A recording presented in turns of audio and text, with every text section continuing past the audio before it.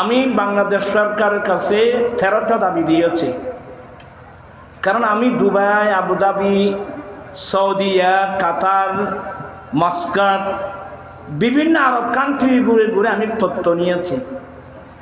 প্রত্যেক আরব সরকার রাষ্ট্রীয়ভাবে marriage fund করেছে, যাতে দরিদ্র আরবি ছেলে স্ত্রীর মহারানাগুলো নগদ পেমেন্ট করে বিয়ে করতে পারে। এক একজনকে 1 লক্ষ থেকে 2 লক্ষ রিয়াল বা দেরহাম অনুদান দিয়ে থাকে। ঠিক আমাদের দেশে কিন্তু যৌতুকের বিরুদ্ধে কঠোর আইন আছে, অনেক শাস্তির বিধান আছে। আমি সরকারকে বারবার বলছি, আপনি 20 বছরের জেল দিলেও যৌতুক প্রথা বন্ধ করতে পারবেন না। কারণ আমাদের দেশে গরিব মানুষের সংখ্যা কি বেশি।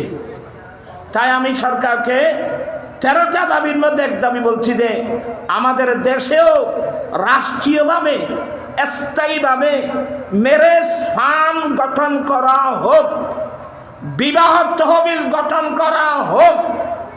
সেই বিবাহ তহবিল থেকে, ম্যারেজ ফান্ড থেকে ওই গরিব ছেলেকে তার বিয়ের পূর্বে 5 বছর মেয়াদের জন্য বিনা সুদে 2 লক্ষ টাকার একটা ঋণ